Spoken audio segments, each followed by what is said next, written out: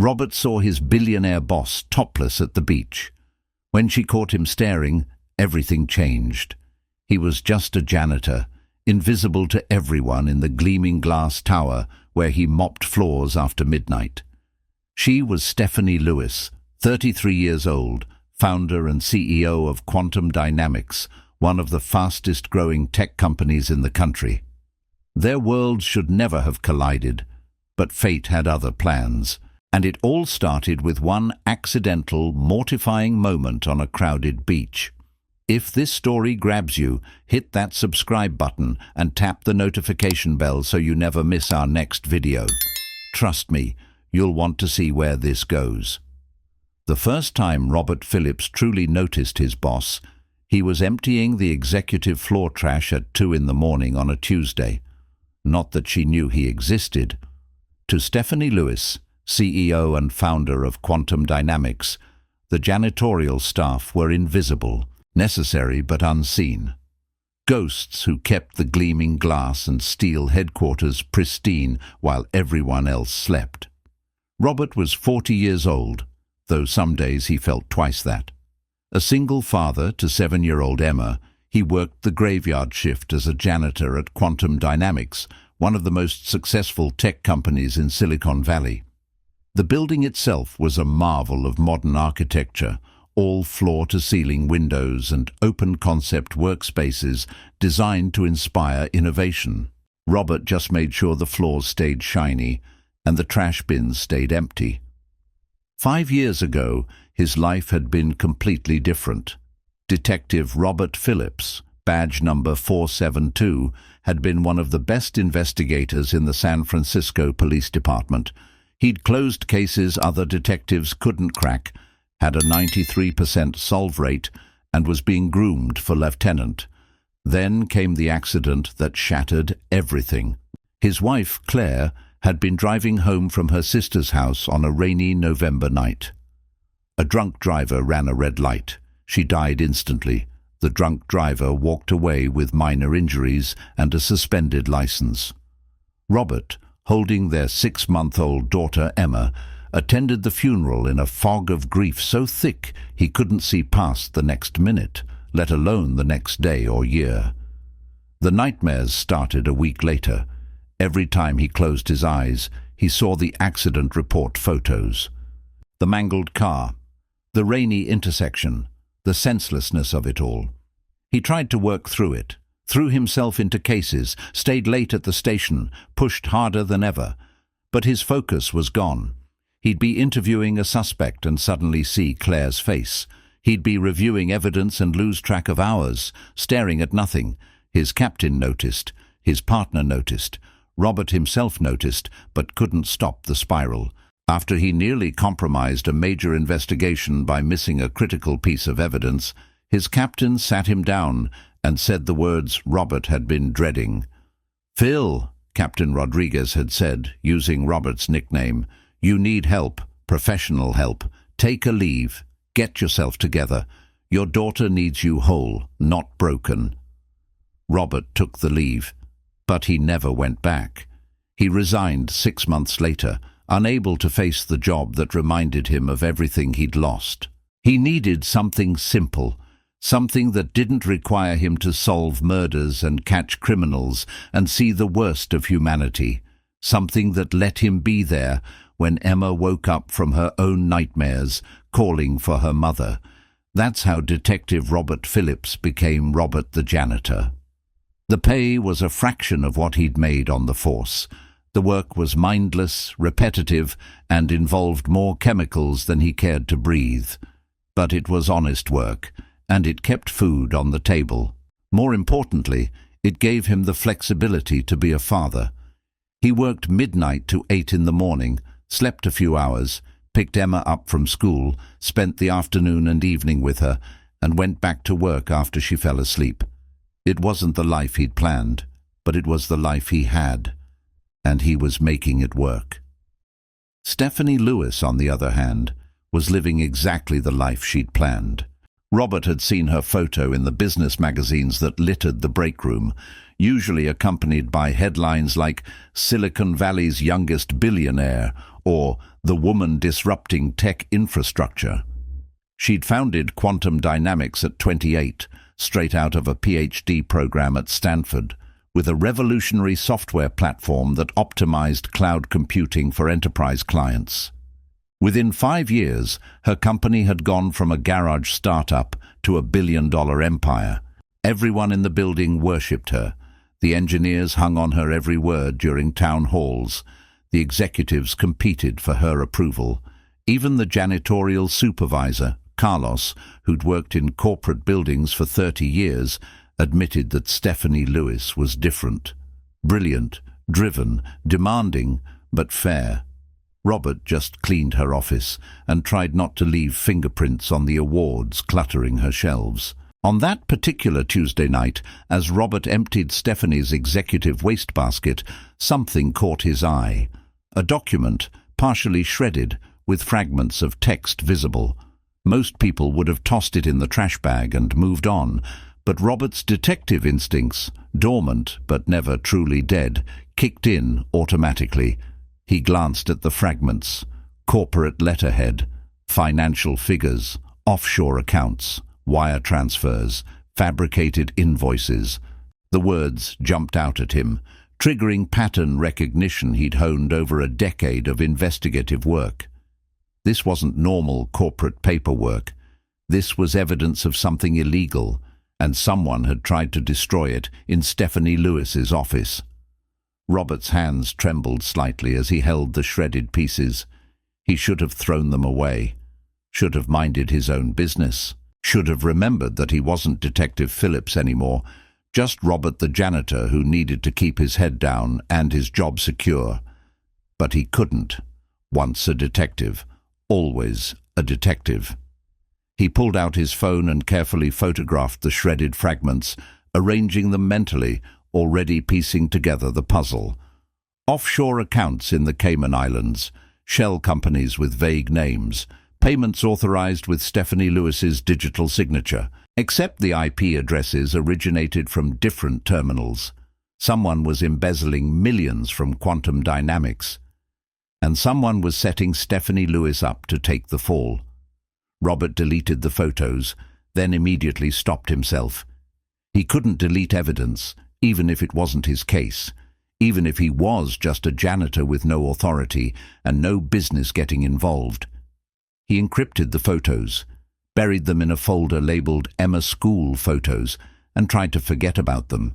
But he couldn't forget. For the next 3 weeks, every time he cleaned Stephanie's office, he looked for more evidence. He found it. More shredded documents, emails printed and torn, USB drives carelessly tossed in the trash. Whoever was framing Stephanie Lewis was either incredibly arrogant or incredibly stupid. Robert suspected the former. He started a file. Not officially, just notes on his phone. Patterns, timelines, digital signatures that didn't match up. Wire transfers processed when Stephanie was verifiably in other cities, giving keynote speeches or attending board meetings. The more Robert dug, the more convinced he became that Stephanie Lewis had no idea she was being systematically destroyed from the inside. But what could he do? He was a janitor. If he approached her, she'd think he was crazy. Or worse, she'd think he was the one embezzling and trying to cover his tracks. He had no authority, no credibility, no reason for a billionaire CEO to listen to him.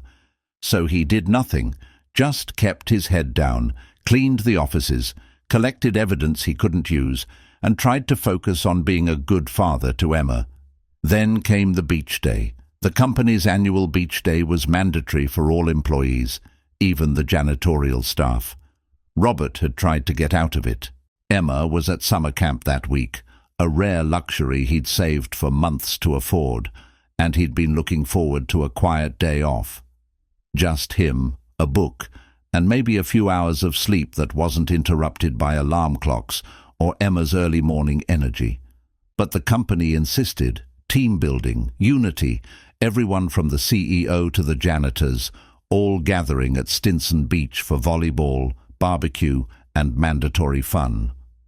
Robert received 3 separate emails reminding him that attendance was required and would be monitored.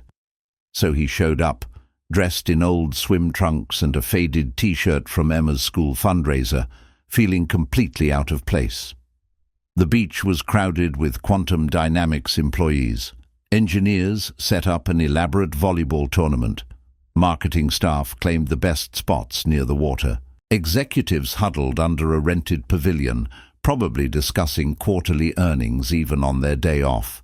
And Robert stood near the snack table, eating a hot dog and trying to look like he belonged. That's when he saw her. Stephanie Lewis stood near the water's edge, and Robert almost didn't recognize her. Gone was the sharp business suit and severe pulled-back hair.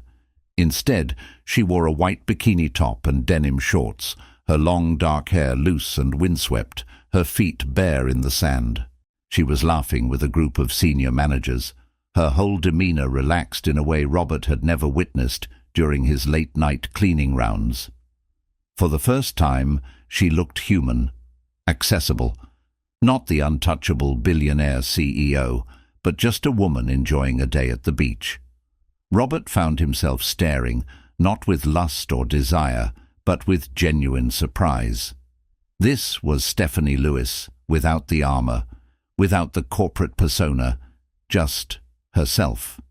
She looked beautiful, not magazine cover beautiful, but real beautiful. Windswept and laughing and completely at ease.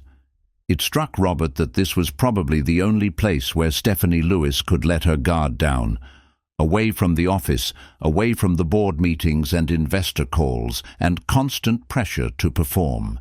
Here, she was just a person. Robert realized he'd been staring for too long and quickly looked away, back to his hot dog. But the image stayed with him, the real Stephanie Lewis, the one hidden behind the CEO mask. Then disaster struck. Robert didn't see it coming. He was focused on his food, trying to blend into the background like he always did. Then he heard shouting, laughter. A rogue wave surged up the beach, bigger than the others, catching everyone off guard. Stephanie, standing at the water's edge, turned too late. The wave hit her full force, knocking her backward into the sand. She stumbled, arms flailing, trying to regain her balance. And in that split second of chaos, her white bikini top shifted completely. Robert looked up at exactly the wrong moment. Their eyes met across the crowded beach. Stephanie, soaking wet, furious, mortified, clutching at her bikini top. Robert, frozen with a half-eaten hot dog, his face burning with embarrassment. For 3 seconds that felt like 3 hours. They stared at each other. Then Stephanie grabbed a towel from a nearby chair, wrapped it around herself, and stormed off toward the parking lot. Robert wanted to die. Of all the people to witness that moment, it had to be him, the janitor, the invisible nobody who cleaned her office and had no business even being in her line of sight. He turned away immediately, his face burning, his heart pounding with second-hand embarrassment. He expected nothing. Maybe a complaint to HR, maybe termination. He'd witnessed the CEO in a mortifying moment, and there was no coming back from that. Robert finished his hot dog mechanically, trying to decide if he should leave now or wait a respectful amount of time. Then, 10 minutes later, Stephanie appeared in front of him, fully dressed now, in shorts and a Quantum Dynamics Company t-shirt, her hair still wet, her face unreadable. "You're Robert Phillips," she said. Not a question, a statement. Robert nodded, unable to form words. His throat felt like sandpaper. "You work nights, janitorial staff." "Yes, ma'am," he managed to croak. Her jaw tightened, and Robert braced himself for the termination speech. Instead, she said, "What you saw?" "I saw nothing, ma'am." Robert interrupted quickly. "I apologize. It was an accident. I didn't mean to stare. I'm sorry." She studied him for a long moment, her sharp green eyes calculating, assessing, measuring. Robert felt like he was being scanned by some advanced AI. Then, unexpectedly, she extended her hand. "Stephanie Lewis," she said, as if introducing herself for the first time. Robert shook her hand, confused. "I know who you are, Ma'am." "Stop calling me Ma'am. It makes me feel ancient." She crossed her arms, still studying him with that intense gaze. "You're the one who leaves the reports on my desk organized by priority, aren't you?" Robert blinked. I sometimes straighten things, part of the job, keeping workspaces tidy.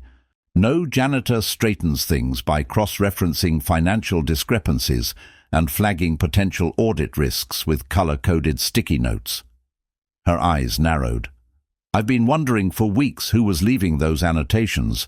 My CFO denied it. My assistant had no idea. But someone's been analyzing my documents and leaving helpful notes. That's you, isn't it?" Robert's mind raced. He'd been caught, not for staring at her on the beach, but for doing something he shouldn't have been doing. Analyzing confidential documents, leaving notes about financial irregularities, acting like a detective when he was just a janitor. "I used to be a detective," he admitted quietly, figuring the truth was his only option now. "SFPD, but that was a long time ago." Stephanie's expression shifted. The anger drained away, replaced by interest. Sharp, calculating interest. "A detective? And now you work as a janitor?" "Single dad. I needed stability, predictable hours, something that let me be there for my daughter." She nodded slowly, as if filing that information away in some mental database. Then she surprised him for the third time that day. "Have lunch with me tomorrow, 1 o'clock, executive dining room. I have something I need to discuss." "Ma'am, Stephanie, I don't think that's appropriate. It's not optional, Mr. Phillips. Consider it an executive request." Her tone left no room for argument. 1 o'clock tomorrow. Don't be late." She walked away, leaving Robert standing there with his half-eaten hot dog, bewildered, terrified, and completely unsure what had just happened. The next day, Robert showed up at the executive dining room at exactly 12:55, giving himself 5 minutes to panic in the lobby. He was wearing his janitor uniform because he didn't own anything else remotely appropriate. Dark blue work pants, a Quantum Dynamics polo shirt with facilities embroidered on the chest, and his worn work boots. He felt absurdly out of place among the executives in their tailored suits. The hostess looked at him skeptically when he said he had a lunch appointment with Stephanie Lewis. But she checked her tablet, confirmed his name, and led him to a private table in the back corner of the dining room. Stephanie was already there, dressed in a sharp charcoal suit that probably cost more than Robert's monthly rent. She gestured for him to sit. "You notice the offshore accounts," she said without preamble, the moment Robert sat down. Robert froze, his hand halfway to the water glass. "I don't know what—" "Don't lie to me, Mr. Phillips. You took a photo of the shredded document in my office 3 weeks ago. I checked the security footage. You photographed 8 different documents over the past month. You've been investigating something." Robert's blood ran cold. "I'm sorry, I shouldn't have. I didn't mean to overstep, You did me a favor." Stephanie leaned forward, her voice low and intense, her eyes locked on his. "Someone in my company is embezzling millions of dollars and systematically framing me for it. The board is circling like sharks. The FBI started asking questions last week, and I have no idea who I can trust." Robert stared at her, his detective brain spinning into overdrive. "You're being framed?" "Yes." "And you want me to investigate?" "Yes." "Why me? You have security staff, you have lawyers, you have access to private investigators who all have conflicts of interest, who all might be compromised, who all might be the ones setting me up." Stephanie slid a folder across the table. You're the only person in this entire building who looked at those documents and didn't ask for money, leverage, or a promotion. You're a janitor with detective instincts, no corporate ambitions, and apparently a moral compass strong enough that you've been collecting evidence without telling anyone. Robert opened the folder. Inside were copies of the same documents he'd photographed, plus dozens more. Financial statements, wire transfer records, shell company registrations. It was a forensic accountant's nightmare and a detective's dream. "This is massive," Robert said quietly, flipping through the pages. "Millions in fraudulent transfers, falsified invoices, digital signature forgery. Whoever's doing this has high-level access and serious technical skills." "I know. That's why I need you, because I'm not sure who else I can trust. And because something tells me you're the only person in this building who still believes in justice more than profit." Robert looked up at her, seeing past the CEO mask for the second time. She was terrified, trying to hide it behind confidence and control, but terrified. Her company, her reputation, everything she'd built was being systematically destroyed, and she was drowning. "I can't," Robert said, even though every instinct in his body was screaming at him to say yes. "I'm not a detective anymore. I left that life behind. I have my daughter to think about, her stability, her school." "I can't—" "I'll triple your salary," Stephanie interrupted. "Effective immediately. Full benefits for Emma. Health, dental, vision. Private school tuition covered, whichever school you choose. And when this is over, if you want your detective career back, I'll make the calls. I know people. I can get you back on the force, if that's what you want." Robert's hands trembled slightly as he held the folder. Triple salary meant he could stop living paycheck to paycheck. Meant Emma could have the dance lessons she wanted, the summer camps, the opportunities he couldn't currently afford. Private school meant better education, better resources, better future. But it also meant diving back into the world he'd left behind. Investigations, late nights, the obsessive focus that had nearly destroyed him after Claire died. "If I do this," Robert said slowly, thinking about Emma, thinking about Stephanie, thinking about justice, "you give me full access. No restrictions, no areas off limits. And if I find something that implicates you, I report it. I don't care if you're paying me. I report the truth." Stephanie smiled for the first time since they'd sat down. It was sharp, approving, and almost predatory. "Deal. I wouldn't have it any other way." They shook hands across the table, and just like that, Robert Phillips was back in the game. The investigation started that very night. Robert resumed his janitorial shifts, but now with purpose beyond cleaning. He combed through executive offices, photographing documents, copying files from computers that executives left logged in, tracking email metadata. Stephanie provided him with master access codes, override passwords, and explicit permission to go anywhere, anytime. It felt like being a detective again. The late nights, the puzzle pieces, the satisfaction of watching patterns emerge from chaos. Except now, instead of a badge, he had a mop, and instead of a partner, he worked alone. The fewer people who knew what he was doing, the better. The pattern emerged within a week. Fake invoices from shell companies with vague names like Tech Solutions LLC and Global Services Partners. Payments authorized under Stephanie's digital signature, routed through offshore accounts in the Cayman Islands, then laundered back through legitimate-looking consulting contracts. Someone with high-level access was systematically bleeding quantum dynamics dry, and they were doing it in a way that made Stephanie Lewis look like the mastermind. Robert narrowed the suspects to 3 people. Each had motive, each had access. Each had the technical skills to pull off sophisticated financial fraud. Marcus Brennan, Chief Financial Officer.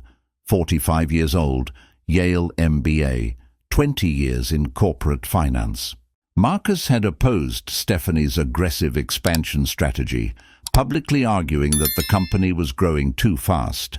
If Stephanie was removed and Marcus took over as acting CEO, he could steer the company toward his more conservative vision. Plus, Marcus would have direct access to financial systems and the authority to authorize transfers. Diane Harper, Vice President of Operations, 38 years old, Stanford graduate, former McKinsey consultant. Diane had been passed over for COO when Stephanie promoted someone else. The office gossip said Diane was furious, felt undervalued, and had started interviewing with competitors. Diane controlled vendor relationships and contract approvals, perfect cover for creating fake consulting agreements. And Cole Richardson, 34 years old, MIT computer science prodigy, and Stephanie's co-founder. Cole had started Quantum Dynamics with Stephanie in a garage 7 years ago.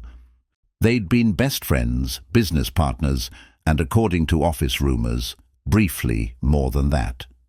But 6 months ago, Cole had wanted to sell Quantum Dynamics to a major conglomerate for $8 billion. Stephanie refused. She believed in the company's independence, its mission, its potential. Cole believed in cashing out while they could. They'd fought, publicly, at a board meeting, with executives and investors watching. Cole accused Stephanie of letting ego cloud her judgment. Stephanie accused Cole of selling out. The partnership fractured. Cole stayed on as CTO, but the friendship was over. Each suspect had motive, each had means, but only one had the technical skills to forge Stephanie's digital signature so flawlessly that even the company's own IT security couldn't detect it. Cole Richardson. Robert spent 2 weeks tracking Cole's digital footprint. Late-night server access.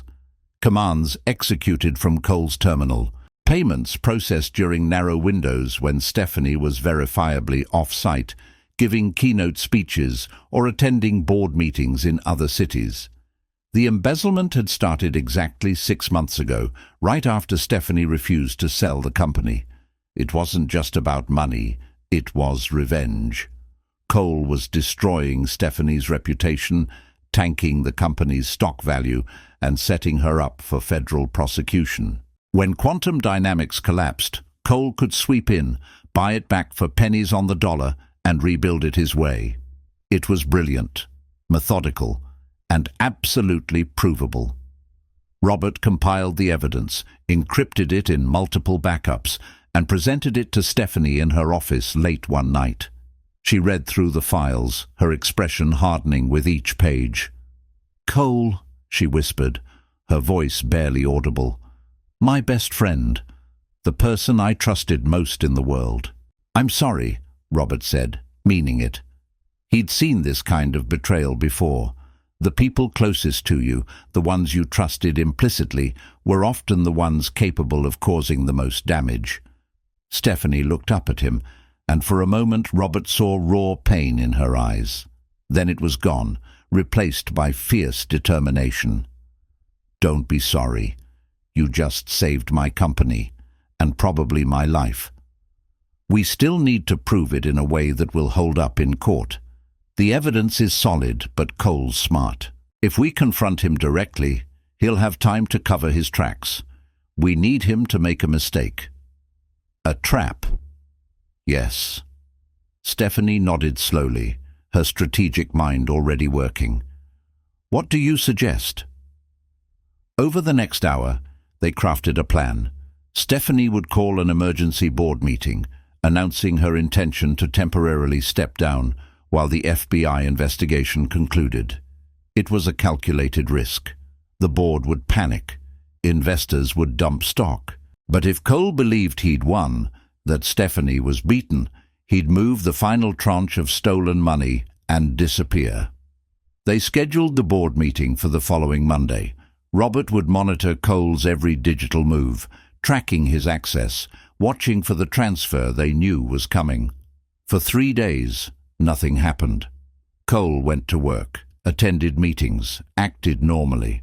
Robert started to worry that maybe they'd tipped their hand somehow, that Cole had figured out someone was watching. Then, on Thursday night at 11:37 p.m., Cole accessed the quantum dynamics servers from his home computer. Robert, watching in real time from his monitoring station in the building's security office, saw the terminal light up. Cole was initiating a massive wire transfer. $15 million, the final piece of his embezzlement scheme, routing through 3 shell companies before landing in an offshore account in the Cayman Islands. Robert picked up his phone and called an old friend. Detective Sarah Chen answered on the second ring, her voice sharp and alert despite the late hour. "Phil? That you?" "It's me, Sarah. I need a favor. A big one." "You disappeared for 5 years, and now you need a favor. This better be good. Corporate embezzlement, 15 million in wire fraud, happening right now.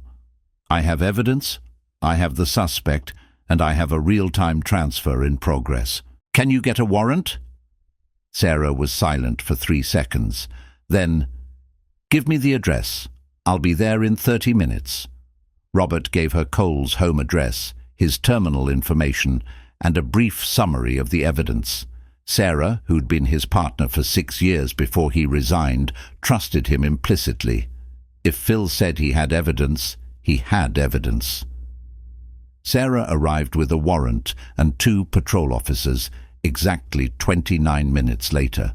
They arrested Cole in his home office, the transfer still processing on his screen. The evidence was irrefutable. Cole didn't even try to deny it. He just smiled, looked directly at the officers and said, "It should have been my company." The stolen funds were frozen. The FBI took over the case. Cole was charged with wire fraud, embezzlement, identity theft, and a dozen other felonies. Stephanie's name was cleared completely. The board issued a public apology. The stock price rebounded. The media exploded with the story. Billionaire CEO framed by jealous co-founder. Genius detective turned janitor saves the day. Silicon Valley's biggest betrayal. For a week, Robert couldn't go anywhere without someone recognizing him from the news coverage. But for Robert, the aftermath was quieter and more personal. Stephanie offered him a permanent position as head of corporate security, with a salary that would fundamentally change his and Emma's lives. Health insurance that actually covered things.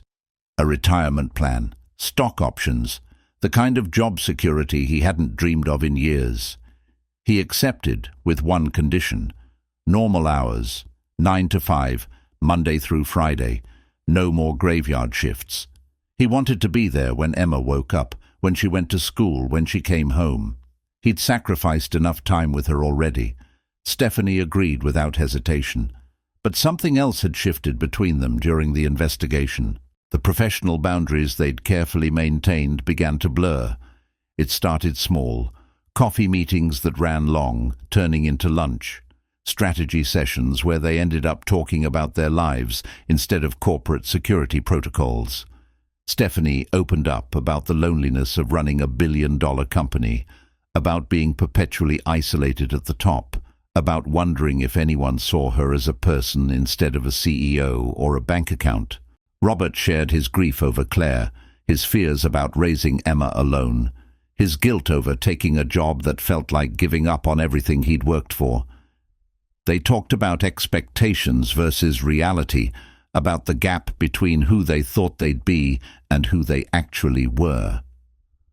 One night, after a particularly grueling day of depositions and legal meetings related to Cole's prosecution, Stephanie showed up at Robert's modest apartment in the Sunset District with Thai takeout and an apology. "I'm sorry for dragging you into this," she said, standing awkwardly in his doorway, still in her business suit, holding bags of food like a peace offering. "You had a quiet life, and I turned it upside down." Robert smiled, stepping aside to let her in. "You gave me my life back. I was just surviving before, going through the motions. Now I'm actually living. I'd forgotten what that felt like. Stephanie set the food down on his small kitchen table, looking around at the modest apartment. 2 bedrooms, worn furniture, Emma's drawings covering the refrigerator. It was the opposite of her penthouse with its floor-to-ceiling windows and designer everything. "You saved me, Robert," she said quietly. "Not just the company. Me. I was drowning, and you threw me a lifeline." Emma appeared in the hallway, rubbing her eyes, wearing pajamas covered in cartoon unicorns. "Dad? Who's that?" Robert knelt beside his daughter, brushing her hair back. "Emma, this is Stephanie. She's my friend from work." "Stephanie, this is Emma, the most important person in my entire world." Stephanie crouched down to Emma's level, her usual intimidating CEO persona melting away completely. "Hi, Emma. I've heard so much about you. Your dad says you're the smartest kid in your whole school." Emma giggled, still half asleep. "He has to say that. He's my dad." "Well, I'm not your dad, and I believe him. He told me you got an A on your science project about volcanoes." Emma's eyes lit up. "You know about my volcano? It erupted with baking soda and vinegar and everything." "That sounds amazing. Can you show me pictures?" For the next hour, Robert watched in amazement as Stephanie Lewis, billionaire CEO who terrified boardrooms and commanded tech conferences, sat on his living room floor looking at Emma's school projects and genuinely enjoying herself. She asked questions. She laughed at Emma's jokes. She admired drawings and listened to long, rambling stories about second-grade drama. By the time Emma finally went back to bed, Stephanie's perfect CEO facade had completely crumbled. Her hair was messy.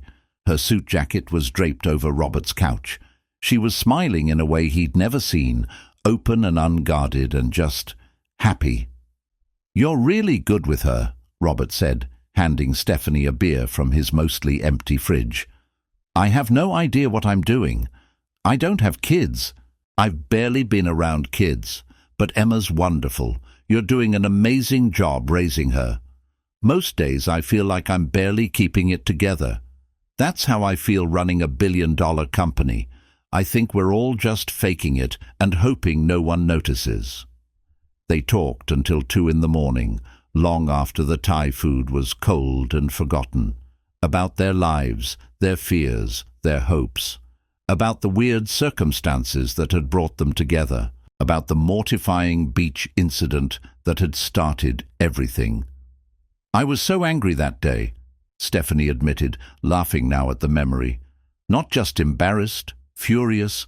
I thought you were just another person seeing me as an object, as a curiosity." "I wasn't," Robert said quietly. "I was seeing you as a person for the first time, not the CEO, not the billionaire, just Stephanie, and I was caught off guard by how human you looked." "Human, not a particularly flattering description. It's the best compliment I can give. You looked real, vulnerable, beautiful in a way that had nothing to do with magazine covers or corporate power." Stephanie turned to him, her eyes searching his face. "That's the nicest thing anyone said to me in years." The moment stretched between them, loaded with possibilities. Robert felt the pull, the attraction that had been building for weeks. But he hesitated. She was still technically his boss. She was a billionaire.